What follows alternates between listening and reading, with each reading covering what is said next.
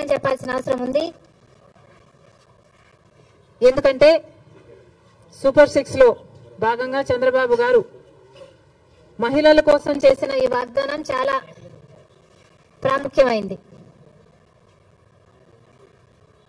ఇది మంచి పథకం కాబట్టే అటు తెలంగాణలో ఇటు కర్ణాటకలో అమలు చేసిన ఈ పథకాన్ని చంద్రబాబు గారు కూడా సూపర్ 6 లో భాగంగా చేర్చడం జరిగింది. మరి తెలంగాణ ప్రభుత్వం రేవంత్ రెడ్డి గారు కాంగ్రెస్ పార్టీ తరఫున ముఖ్యమంత్రి అయిన ప్రమాణ స్వీకారం చేసిన రెండో రోజే మహిళలకు, అమ్మాయిలకు, ట్రాన్స్జెండర్స్ కు ఆర్టీసీ బస్సులలో ఫ్రీ ప్రయాణం చేయగలిగారు, అమలు చేయగలిగారు. అధికారంలోకి వచ్చిన 2 రోజుకి. కర్ణాటకలో కాంగ్రెస్ పార్టీ అధికారంలోకి వచ్చిన 3 వారాలకే ఆర్టీసీలో మహిళలకు ఫ్రీగా ప్రయాణం చేసే వెసులుబాటు కలిగించగలిగారు. అక్కడ వాగ్దానం నిలబెట్టుకోవడానికి కూడా వాళ్ళకి ఎక్కువ సమయం పట్టలేదు. మరి చంద్రబాబు గారికి ఎందుకింత సమయం పడుతుందో చంద్రబాబు గారు చెప్పాలి. ఎందుకంటే మహిళలకు ఆర్టీసీ బస్సులలో ప్రయాణం చేసే ఈ పథకం చాలా యూస్ఫుల్ కాబట్టే ఈరోజు లేవనెత్తుతున్నాం. మహిళలు అన్న వాళ్ళు మన జనాభాలో సగం, హాఫ్ ద పాపులేషన్ కి డైరెక్ట్ గా వర్తించే పథకం ఈ పథకం. మహిళలకి రక్షణ కల్పించే పథకం కూడా. ఎందుకంటే మహిళలు ఒక చోటు నుంచి ఇంకో చోటికి వెళ్ళాలి అంటే ఆర్టీసీ బస్సులో అయితే సేఫే కాకుండా ఈ పథకం ద్వారా ఫ్రీగా అయితే మహిళలు ఎక్కువ ఆర్టీసీ బస్సులలోనే ప్రయాణం చేసే అవకాశము వీలు ఉంటుంది. కాబట్టి వాళ్ళ పాపులేషన్ ఆర్టీసీ బస్సులో ఎక్కువ అయితే, సే ఫర్ ఎగ్జాంపుల్ ముందు భాగంలో మొత్తం మహిళలకని రిజర్వ్ చేసిన రిజర్వేషన్ ఉంది కాబట్టి మహిళలు ఎక్కువ భాగం అయితే, మోస్ట్ ఆఫ్ ద బస్ మహిళలు అయితే వాళ్ళకు సెక్యూరిటీగా కూడా ఉంటుంది. కాబట్టి మహిళలకు పనికొచ్చే పథకం ఈ పథకం.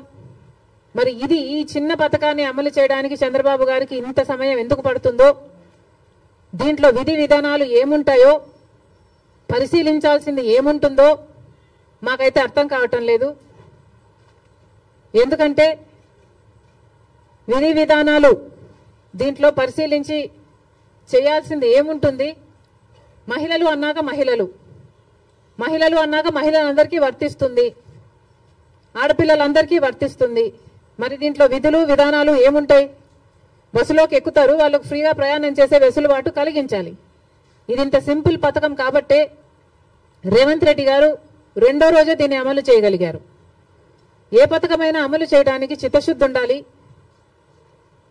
రాజశేఖర రెడ్డి గారికి ఆ చిత్తశుద్ధి ఉంది కాబట్టే రాజశేఖర రెడ్డి గారు ఉచిత విద్యుత్తు అంత తొందరగా మొదటి సంతకంలోనే వాగ్దానం చేశారు. కాబట్టి విధి విధానాలు ఏమీ ఆలోచించకుండా మేనిఫెస్టోలో పెట్టిన అంశం కాబట్టి వెంటనే అమలు చేయడం కూడా జరిగింది.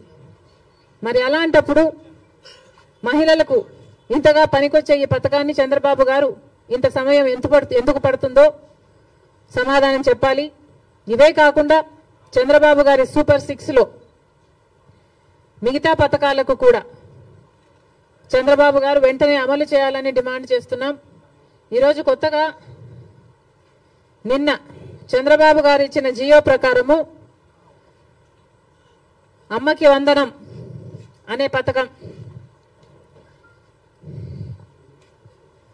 అమ్మకి వందనం అనే పథకంలో చంద్రబాబు గారు వాగ్దానం చేసినప్పుడు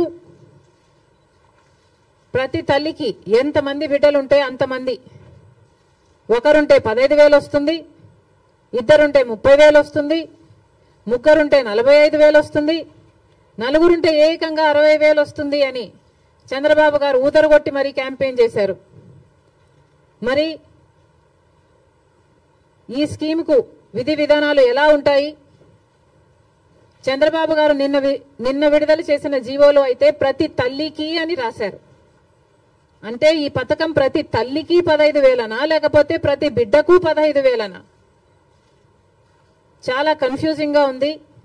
ఈ సాక్షి పత్రిక అయితే ప్రతి తల్లికి 15,000 మాత్రమే, అంటే ఒక్కరికే ఇస్తారు, తల్లికి ఇస్తారు, ఒక బిడ్డకు చొప్పునే ఇస్తారు, మిగతా వాళ్ళకందరికీ ఎగనామం పెడతారు అని సాక్షి రాయడం జరిగింది. మరి చంద్రబాబు గారు దీనికి క్లారిటీ ఇవ్వాలి. ఈ పథకం వర్తిస్తున్నది ప్రతి తల్లికి 15,000 లేకపోతే ప్రతి బిడ్డకు 15,000? చంద్రబాబు గారు వాగ్దానం చేసినట్టు ప్రతి బిడ్డకు 15,000 ఇవ్వాలని, ఆ లెక్కన 4 బిడ్డలుంటే 60,000 ఇవ్వాలని మేము డిమాండ్ చేస్తున్నాం. ఇంకో మారు సాక్షిని నడుపుతున్న జగన్మోహన్ రెడ్డి గారు కూడా సమాధానం చెప్పాలి. ఇలాగే జగన్మోహన్ రెడ్డి గారు కూడా అమ్మఒడి అనే పథకం ఆయన ముఖ్యమంత్రి కాకముందు అమ్మఒడి పథకం కింద మేము ప్రతి బిడ్డకు 15,000 ఇస్తాము అని ఆ రోజు వాగ్దానం చేశారు. తర్వాత ముఖ్యమంత్రి అయ్యారు జగన్మోహన్ రెడ్డి గారు, ప్రతి బిడ్డకు 15,000 ఇవ్వలేదు, ఒక్క బిడ్డకు మాత్రమే. అంటే ప్రతి తల్లికి 15,000 అన్నట్టుగానే జగన్మోహన్ రెడ్డి గారు కూడా వ్యవహరించారు. మరి జగన్మోహన్ రెడ్డి గారికి ఆ వాగ్దానం గుర్తులేదేమో ఈరోజు చంద్రబాబు గారు గురించి రాస్తున్నారు. జగన్మోహన్ రెడ్డి గారు కూడా ఇదే వాగ్దానాన్ని ఇచ్చి మాట తప్పడం జరిగింది. తల్లికి 15,000 అని అనకుండా ఆ రోజు బిడ్డకు ఎంతమంది బిడ్డలుంటే అంతమంది బిడ్డలకు 15,000 ఇస్తాము అని తాను చెప్పడమే కాదు, జగన్మోహన్ రెడ్డి గారి తరఫున క్యాంపెయిన్ చేసిన నేను కూడా, నాతో కూడా అదే వాగ్దానమే చెప్పించారు. ఆ రోజుల్లో నేను కూడా జగన్మోహన్ రెడ్డి గారు ఈ పథకాన్ని అమలు చేస్తారు అని నమ్మి బాయ్ బాయ్ బాబు క్యాంపెయిన్ లో నేను కూడా ప్రచారం చేయడం జరిగింది. కానీ జగన్మోహన్ రెడ్డి గారు ముఖ్యమంత్రి అయిన తర్వాత అమ్మఒడి పథకం కింద కేవలం ఒక బిడ్డకు మాత్రమే ఇవ్వడం జరిగింది. జగన్మోహన్ రెడ్డి గారు ఒక బిడ్డకే ఇచ్చారు, ఇప్పుడు చంద్రబాబు గారు కూడా ఒక బిడ్డకే ఇస్తారు అని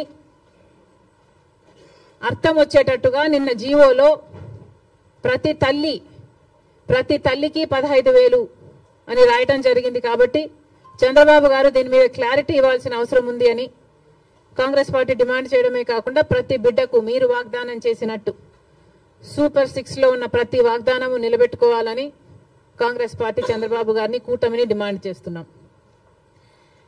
ఇక ఇటీవల క్రియేట్ చేస్తున్న కన్ఫ్యూషన్ విశాఖపట్నం స్టీల్స్, వైజాగ్ స్టీల్కి సంబంధించి తెలుగుదేశం పార్టీ ప్రజాప్రతినిధులే రకరకాలుగా మాట్లాడుతున్నారు.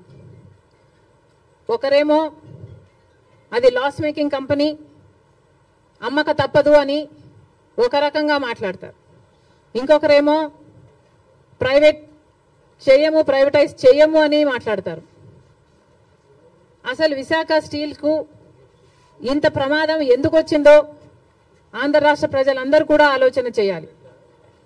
అధికారంలో ఉన్న బీజేపీ పార్టీ అయితేమి, ఇక్కడ అధికారంలో ఉన్న చంద్రబాబు గారు అయితేనేమి ఆలోచన చేయాలి. అసలు వైజాగ్ స్టీల్ కి ఇంతవరకు క్యాప్టివ్ మైన్ అనేది లేకుండా పోయింది.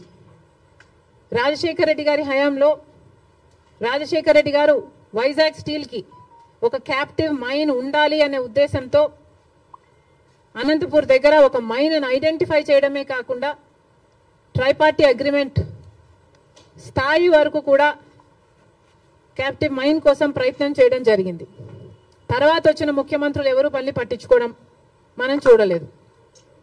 రాజశేఖర రెడ్డి గారు ముఖ్యమంత్రిగా ఉన్నప్పుడు ఆర్థికంగా కూడా వైజాగ్ స్టీల్ కి 100 కోట్లు ఇచ్చి ఆదుకోవడం జరిగింది. మరి ఆ తర్వాత ఏ ముఖ్యమంత్రులు వైజాగ్ స్టీల్ గురించి పట్టించుకోవడం చూడలేదు. ఎందుకు అని అడుగుతున్నాం. ఇప్పుడు మాట్లాడుతున్న తెలుగుదేశం వాళ్ళు చెప్తున్న మాటలు, మేము మోడీతో మాట్లాడతాం, ఒప్పిస్తాం అన్నట్లుగా మాట్లాడుతున్నారు. అంటే మోడీ ఒప్పుకోకపోతే వైజాగ్ స్టీల్ ప్రైవేటైజ్ చేస్తారా? ఏం చెప్పదలుచుకున్నారు? ఏ మోడీతో మాట్లాడతారు? ఏ మోడీ గారైతే మనల్ని 10 సంవత్సరాలుగా మోసం చేస్తూ వచ్చారో, ప్రత్యేక హోదా ఇస్తాము అని మోడీ గారు 2014లో తిరుపతిలో మాటిచ్చిపోలేదా? మరి 10 ఏళ్లుగా ఏం చేశారు మోడీ గారు? ఒక్క వాగ్దానమైన మోడీ గారు నిలబెట్టుకోగలిగారా? ప్రత్యేక హోదా అయితేనేమి, పోలవరం అయితేనేమి, కడప స్టీల్ ఫ్యాక్టరీ అయితేనేమి, పోర్ట్లు అయితేనేమి, ఇలాంటి ఒక్కటంటే ఒక్కటి కూడా, రాజధాని విషయం అయితేనేమి ఒక్కటి కూడా మోడీ గారు మాట నిలబెట్టుకోలేదు. మరి అదే మోడీ గారి మీద మళ్ళా మాకు నమ్మకం ఉంది, మోడీ గారు ఆదుకుంటారు అన్నట్టుగా మాట్లాడుతున్నారే. టీడీపీ పార్టీ గుర్తుపెట్టుకోవాలి, రాత్రి పడిన గుంటలోనే పగలు కూడా పడే ప్రమాదం ఉంది. ఒకసారి ఆలోచన చేసి మీరు ఎవరిని నమ్ముతున్నారో, ప్రజలకు ఏం మాట్లాడుతున్నారో, ఏం మాటలు చెప్పారో ఆలోచన చేయండి. మోడీ అంటేనే మోసం, మోడీ అంటేనే వెన్నుపోటు. ఆంధ్ర రాష్ట్రానికి ఇప్పటికే 10 సంవత్సరాలుగా వెన్నుపోటు పొడుస్తూనే ఉన్నాడు మోడీ గారు. అలాంటి మోడీ గారి చేతుల్లో వైజాగ్ స్టీల్ పెట్టడం అన్నది దారుణం. జగన్మోహన్ రెడ్డి గారు 5 సంవత్సరాలు ముఖ్యమంత్రిగా ఉండి కూడా రాజశేఖర్ రెడ్డి గారికి అంత ఇష్టమైన ప్రాజెక్ట్ అది అని తెలిసి కూడా రాజశేఖర్ రెడ్డి గారు వైజాగ్ స్టీల్స్ కోసం, క్యాప్టివ్ మైన్ కోసం ప్రయత్నించడమే కాకుండా, ఆర్థికంగా ఆదుకోవడమే కాకుండా, రాజశేఖర్ రెడ్డి గారు అంతా వైజాగ్ స్టీల్ కోసం చేస్తే ముఖ్యమంత్రిగా ఉండి కూడా జగన్మోహన్ రెడ్డి గారు ఒక్క ఫింగర్ కూడా ఎత్తలేదు వైజాగ్ స్టీల్ ని కాపాడడం కోసం. ఎందుకు అని అడుగుతున్నాం. వైజాగ్ స్టీల్ నష్టాలలో ఉందా అన్నట్టుగా ఆ గ్రూపుల ఆర్గనైజేషన్లు వచ్చి మాట్లాడితే, అయ్యో నష్టాలలో ఉందా అన్నట్లుగా జగన్మోహన్ రెడ్డి గారు ప్రశ్నించడం జరిగింది. ఇప్పుడు చంద్రబాబు గారేమో నోరిప్పకుండా వాళ్ళ చేత కన్ఫ్యూజింగ్ స్టేట్మెంట్స్ ఇప్పిస్తున్నారు. చంద్రబాబు గారిని డిమాండ్ చేస్తున్నాం, చంద్రబాబు గారే మాట్లాడాల్సిన అవసరం ఉంది. చంద్రబాబు గారే ఢిల్లీలో మీడియా కాన్ఫరెన్స్ పెట్టి, ఢిల్లీ పెద్దలు కూటమి అందరూ కలిసి వైజాగ్ స్టీల్ ప్రైవేటైజ్ చేయబోము అన్న కాన్ఫిడెన్స్, అన్న మాట ఆంధ్ర రాష్ట్ర ప్రజలకు చంద్రబాబు గారు చెప్పాల్సిన అవసరం ఉంది. ఇవన్నీ ఒక ఎత్తు అయితే, ఈరోజు రాజశేఖర రెడ్డి గారు ఉమ్మడి ఆంధ్ర రాష్ట్ర నాయకుడిగా 2 సార్లు గెలిచిన నాయకుడు. అలాంటి నాయకుడికి రాజకీయాలు ఆపాదిస్తూ, గెలుపు ఓటములను ఆపాదిస్తూ ఈరోజు రాజశేఖర రెడ్డి గారి విగ్రహాలను ధ్వంసం చేస్తున్నారు టీడీపీ గూండాలు. ఇది ఎక్కడి న్యాయమని అడుగుతున్నాం. రాజశేఖర రెడ్డి గారు మన రాష్ట్రం కోసం ఎన్నో అద్భుతమైన పథకాలు చేయడం నిజం కాదా? మన రాష్ట్ర ప్రజల కోసం తాను బతికినంత కాలం సేవలు చేస్తూ, పోరాటాలు చేస్తూ బతకడమే కాకుండా చచ్చిపోయేటప్పుడు కూడా ఆఖరికి రచ్చబండకని వెళ్లి ప్రజల కోసం తప్పించి చనిపోయిన మాట వాస్తవం కాదా? మరి అలాంటప్పుడు అంత పెద్ద మనిషి, అంత మంచి మనిషి అయిన రాజశేఖర రెడ్డి గారి విగ్రహాల జోలికి తెలుగుదేశం పార్టీ వాళ్ళు ఎందుకు వెళ్తున్నారో చంద్రబాబు గారు, వాళ్ళ నాయకులు సమాధానం చెప్పాలి. రాజశేఖర రెడ్డి గారు ఏదో వైసీపీ నాయకుడు అన్నట్టుగా వ్యవహరించడం జరుగుతుంది. వైసీపీ వాళ్ళు హత్యా రాజకీయాలు చేసుండొచ్చు, గుండా రాజకీయాలు చేసుండొచ్చు, కక్ష రాజకీయాలు చేసుండొచ్చు, మేము కాదంటం లేదు. కానీ దానికి రాజశేఖర రెడ్డి గారికి ఏమిటి సంబంధం అని అడుగుతున్నాం. వైఎస్ఆర్ సిపి అంటే యువజన శ్రామిక రైతు party, YS Rajasekhara Reddy party కాదది. వైసీపీలో రాజశేఖర రెడ్డి గారు లేరు, రాజశేఖర రెడ్డి గారి పథకాలు లేవు, రాజశేఖర రెడ్డి గారి ఆశయాలను నిలబెట్టే వాళ్ళు లేరు. మరి అలాంటప్పుడు రాజశేఖర రెడ్డి గారి విగ్రహాలను ఎందుకు పగలగొడుతున్నారో తెలుగుదేశం పార్టీ వాళ్ళు ఒకసారి ఆలోచించాలి.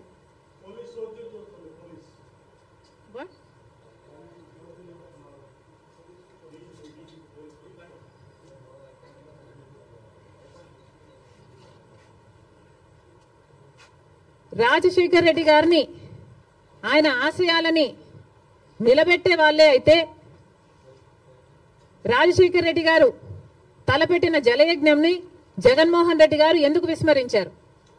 రాజశేఖర రెడ్డి గారు తన ప్రాణం కంటే ఎక్కువ నేను ఇందుకోసమే పుట్టాను, జలయజ్ఞం కోసమే పుట్టాను అని రాజశేఖర రెడ్డి గారు అంతగా జలయజ్ఞం కోసం తప్పిస్తే జగన్మోహన్ రెడ్డి గారు 6 నెలల్లో జలయజ్ఞం మొత్తం పూర్తి చేస్తానన్న జగన్మోహన్ రెడ్డి గారు కనీసం ఒక్క ప్రాజెక్టు కూడా ముట్టుకోలేదు. మరి వైసీపీలో రాజశేఖర రెడ్డి గారు ఉన్నారో లేదో ఆలోచన చేసుకోవాలి.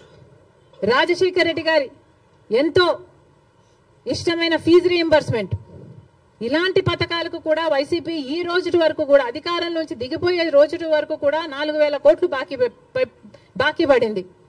చిక్కీలకు, స్కూల్ యూనిఫాములకు, ఆఖరికి కోడిగుడ్లకు కూడా బిల్లులు కట్టలేదట.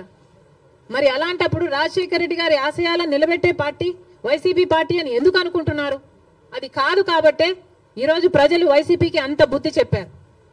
గోయి తీసి పాతి పెట్టడం జరిగింది. మళ్ళీ చెప్తున్నాం, వైసీపీ అంటే యువజన శ్రామిక రైతు పార్టీ, వైఎస్ఆర్ పార్టీ కానే కాదు. రాజశేఖర రెడ్డి గారికి వైసీపీ పార్టీకి అసలు సంబంధమే లేదు. రాజశేఖర రెడ్డి గారు is a tall leader of the Congress party. Congress party ముఖ్యమంత్రిగా 2 సార్లు కాంగ్రెస్ పార్టీని రాష్ట్రంలోనే కాకుండా దేశంలో కూడా అధికారంలోకి తీసుకొచ్చిన గొప్ప నాయకుడు రాజశేఖర రెడ్డి గారు. రాజశేఖర రెడ్డి గారు is a Congress man. He lived a Congress man and he died a Congress man.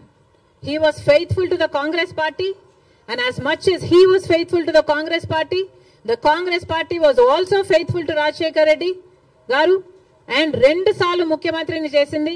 Rajasekhara Reddy గారి కోరిక మేరకు రుణమాఫీ అయితేనేమి, ఉపాధి హామీ పథకం అయితేనేమి, ఇలాంటివి ఎన్నో రాజశేఖర రెడ్డి గారి ద్వారా కాంగ్రెస్ పార్టీ ఆంధ్ర రాష్ట్రంలో అమలు చేయగలిగింది.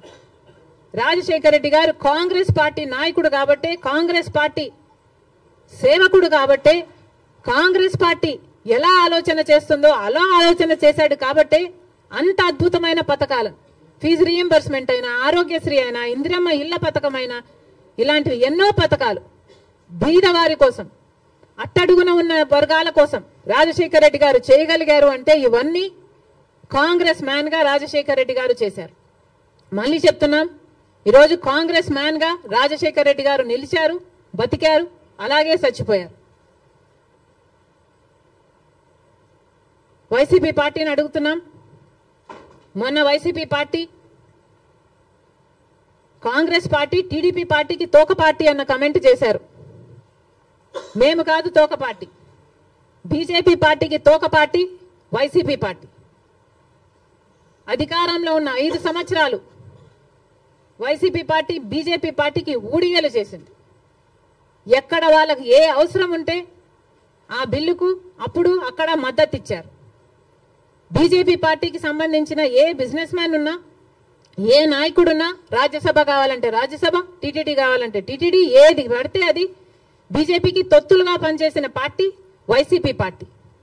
అధికారంలో ఉన్నప్పుడు ప్రత్యేక హోదాను తాకట్టు పెట్టడమే కాకుండా రాష్ట్ర భవిష్యత్తును కూడా తాకట్టు పెట్టిన పార్టీ వైసీపీ పార్టీ. బీజేపీ పార్టీకి అధికారంలో 5 సంవత్సరాలు ఊడిగలు చేయడమే కాకుండా ఇప్పుడు కూడా స్పీకర్ విషయంలో, మొన్న జరిగిన స్పీకర్ ఎన్నికల విషయంలో మళ్ళీ అదే బీజేపీ పార్టీకి మద్దతు ఇచ్చాడు జగన్మోహన్ రెడ్డి గారు. మణిపూర్ ఘటనలతో సహా మొత్తం ఏది చూసుకున్నా కూడా బీజేపీ పార్టీతోనే ఉన్నాడు జగన్మోహన్ రెడ్డి గారు. మరి బీజేపీ పార్టీకి తొత్తుగా ఉన్నది, తోక పార్టీగా ఉన్నది, ఉంచుకున్న పార్టీగా ఉన్నది వైసీపీ పార్టీ. మళ్ళీ చెప్తున్నాం, కాంగ్రెస్ పార్టీ ఒక నిబద్ధత కలిగిన పార్టీ, నిజాయితీ ఉన్న పార్టీ. మేము ఎవరికి అక్రమంగా ఏ పార్టీతో పొత్తులు పెట్టుకోలేదు, సంబంధాలు పెట్టుకోలేదు వైసీపీ పార్టీ లాగా. మళ్ళీ చెప్తున్నాం, రాజశేఖర రెడ్డి గారు is a Congress man. Telugu Desam party నాయకుల్ని, కార్యకర్తలకి, అందరికీ కూడా హెచ్చరిస్తున్నాం, రాజశేఖర రెడ్డి గారి విగ్రహాల జోలికి వెళ్ళకండి. వైసీపీకి వైఎస్ఆర్ కి సంబంధం లేదు. యువజన శ్రామిక రైతు పార్టీ జగన్మోహన్ రెడ్డి గారి పార్టీ. రాజశేఖర రెడ్డి గారు is a Congress man. Rajasekhara Reddy గారి విగ్రహాల జోలికి మళ్ళీ వెళ్లారు అంటే నేనే వెళ్లి ఆ విగ్రహాల దగ్గర ధర్నా చేస్తా. ఏ ఊర్లో మీరు బద్దలు కొడతారో ఆ ఊరికి వచ్చి, ఊరికి వచ్చి నేను ధర్నాలు చేసి మిమ్మల్ని బద్నాం చేస్తాం. అంతేకాదు, మీరు గుర్తుపెట్టుకోవాల్సిన విషయం ఏమిటంటే ఇదే హత్య రాజకీయాలు, ఇదే కక్ష రాజకీయాలు, ఇదే గుండా రాజకీయాల వల్ల ప్రజలు విసుకెత్తి వైసీపీ పార్టీకి గోయి తీసి పాతి పెట్టడం జరిగింది. మళ్ళీ అదే తెలుగుదేశం పార్టీకి జరగకుండా చూసుకోండి. Thank you very much.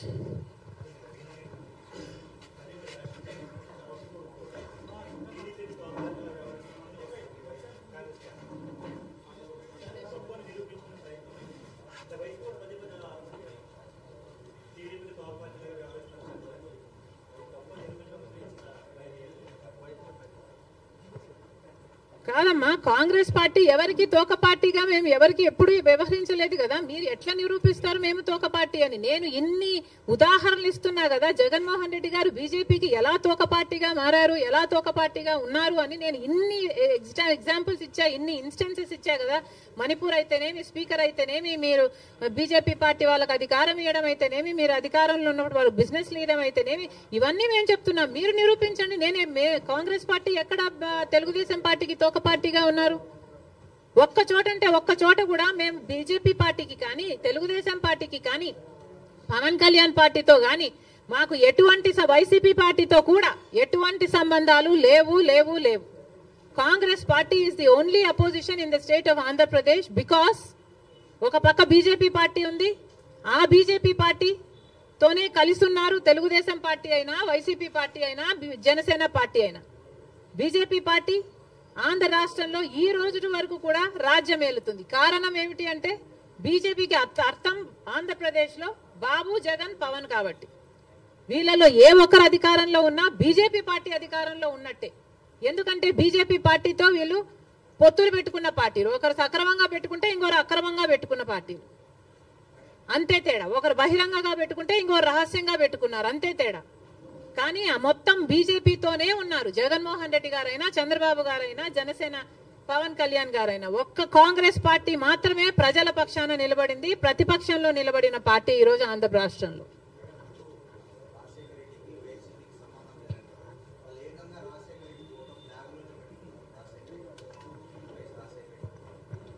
Rajasekhara Reddy గారి ఫోటోను ఇక్కడ అక్కడ పెట్టుకుంటే సరిపోతాయా? ఇక్కడ ఉండాలి. ఇక్కడ ఉంటే రాజశేఖర రెడ్డి గారి ఆశయాలు ఈరోజు నిలబడిండు. ఇక్కడ లేదు కాబట్టే రాజశేఖర రెడ్డి గారి జలయజ్ఞాన్ని గాల్లోకి వదిలేశారు, రాజశేఖర రెడ్డి గారి ఫీజు రీయింబర్స్మెంట్ గాల్లోకి వదిలేశారు. ఇక్కడ లేదు కాబట్టే రాజశేఖర రెడ్డి గారి ఆరోగ్యశ్రీకి కూడా బాకీలు పెట్టారు. రాజశేఖర రెడ్డి గారు అంతగా చెప్పుకుంటున్నారు కదా. మరి రాజశేఖర రెడ్డి గారి వర్ధంతి మొన్న జరిగిందయ్యా, 75వ వర్ధంతి. ఏం చేశారో చెప్పండి. 75వ జయంతి మొన్న జరిగింది. 75వ జయంతి రాజశేఖర రెడ్డి గారు ఎంత గొప్పగా చేసి ఉండాలి. మరి ఏం చేశాడు జగన్మోహన్ రెడ్డి గారు 75వ జయంతి కోసం? ఇడుపులపాయకి వెళ్ళారు. అక్కడ 5 నిమిషాలంటే 5 నిమిషాలు కనీసం కూర్చోలేదు, నిలబడ్డారు. రాజశేఖర రెడ్డి గారికి తూతూ మంత్రం లాగా అక్కడ ఏదో నివాళులు అర్పించామని చెప్పుకున్నారు, అంతేనా? సొంత తండ్రి కదా, 75వ జయంతి చేయాల్సింది, అంతేనా? ఎందుకు సిద్ధం సభలని పెద్ద పెద్ద సభలు పెట్టారే మీరు? పెద్ద పెద్ద హోర్డింగ్లు పెట్టుకున్నారు కదా, కోట్లు ఖర్చు పెట్టారు కదా. ఒక్కొక్క సభకి 30 కోట్లు 40 కోట్లు ఎంత ఖర్చు పెట్టారు సిద్ధం సభలకు? మరి రాజశేఖర రెడ్డి గారి కోసం ఒక సభ ఎందుకు పెట్టలేదు మీరు? 75వ జయంతి కోసం కనీసం ఒక సభ పెట్టడం కాదు కదా, కనీసం వైసీపీ నాయకులు కార్యకర్తలైనా కలిసి నివాళులు అర్పించారా? ఏం చేశారు మీరు? ఇలాగైనా రాజశేఖర రెడ్డి గారి జయంతి జరుపుకోవాల్సింది. 75వ జయంతి కదా, స్పెషల్ కాదా? మీకేం అనిపించలేదా? మా నాయకుడు కాబట్టే, మా తండ్రి కాబట్టే, మా కాంగ్రెస్ పార్టీ ఓన్ చేసుకుంది కాబట్టే రాజశేఖర రెడ్డి గారి కోసం మేము అంత పెద్ద సభ పెట్టడం జరిగింది. దానికి పెద్ద పెద్ద నాయకులు, ముఖ్యమంత్రులతో సహా, పక్క రాష్ట్రంలో ఉన్న వాళ్ళతో సహా, మంత్రులతో సహా రప్పించడం జరిగింది. సోనియా గాంధీ గారు అయితేనేమి, రాహుల్ గాంధీ గారు అయితేనేమి, రాజశేఖర రెడ్డి గారి కోసం అంత గొప్ప గొప్ప మెసేజ్లు ఇప్పించడం జరిగింది. ఇవన్నీ మేం చేశాం. మీరేం చేశారండి? మీరా రాజశేఖర రెడ్డి గారి వారసులు? ఏం చేశారు మీరు రాజశేఖర రెడ్డి గారి 75వ జయంతి కోసం?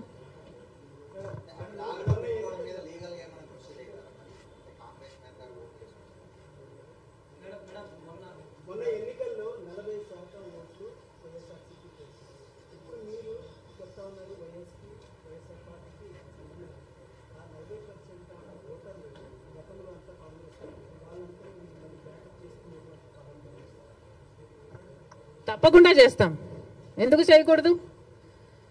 ఏ 39% వైసీపీకి ఓట్లేసిన వాళ్ళు ఉన్నారో వాళ్ళందరూ చంద్రబాబు గారు ముఖ్యమంత్రి కాకూడదు అని ఓట్లేసిన వాళ్ళు. అంటే గత ఎన్నికలు మొత్తము చంద్రబాబు ముఖ్యమంత్రిగా కావాలా లేకపోతే చంద్రబాబు గారు ముఖ్యమంత్రిగా వద్దా అన్న లైన్ మీద జరిగింది.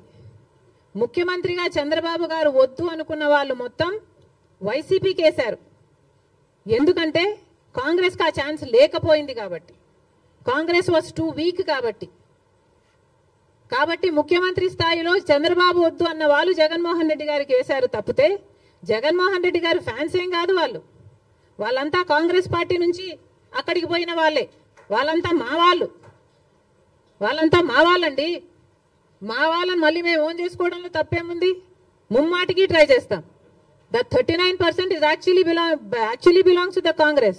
మా ఓటు బ్యాంక్ అది. చూపిస్తాం అది కూడా 2029 కల్లా.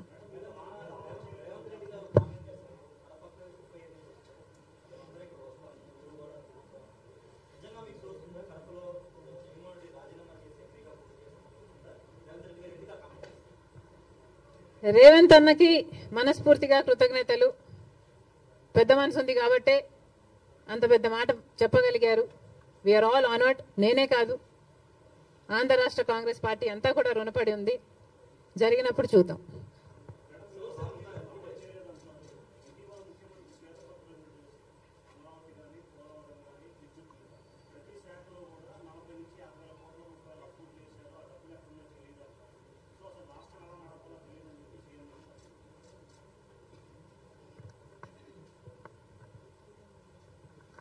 రాష్ట్రం ఎలా నడపాలో సీఎం తెలియదు అని చెప్తున్నారు అంటే నేను నమ్మను.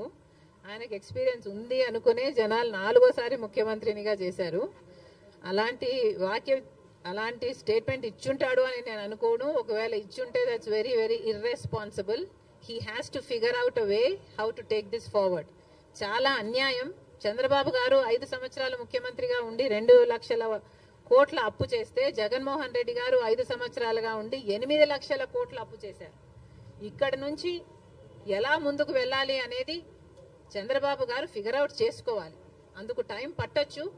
అందుకనే మేము ఇప్పటి నుంచి వీఆర్ నాట్ స్పెషల్ స్టేటస్ మీద, పోలవరం మీద, రాజధాని మీద మేము ఇప్పటి నుంచి ధర్నాలు కొట్లాట్లు చేయటం లేదు. ఎందుకంటే మాకు కూడా తెలుసు హీ నీడ్ సమ్ టైం. కానీ ఉచిత ప్రయాణం ఆడవాళ్ళ కోసం అన్నది అది వెంటనే చేయొచ్చు కదా అన్నదే నా పాయింట్. మహిళలకు మొన్న అమలాపురంలో ఒక ఆడబిడ్డ మీద అత్యాచారం జరిగింది, నంద్యాలలో జరిగింది. ఇలాంటివన్నీ ఆపడానికే, మహిళలకు కొంచెం సెక్యూరిటీ కలిగించడానికే సచ్ అన్ ఈజీ స్కీమ్ కదా. తెలంగాణలో 2 రోజుల్లో అమలు చేశారు. ఇక్కడ ఎందుకు చేయలేకపోతున్నారు? చేయండి. చేసిన తర్వాత దాని పరిణామాలు ఎలా ఉంటాయి, దాని నష్టాలు ఎలా ఉంటాయి, అది గవర్నమెంట్ ఆర్టీసీకి ఎలా భర్తీ చేయాలన్నది మీరు చూసుకోండి. కానీ మీరు ఆల్రెడీ వాగ్దానం ఇచ్చారు కాబట్టి నిలబెట్టుకోండి అని మాత్రమే మేము చెప్తున్నాం.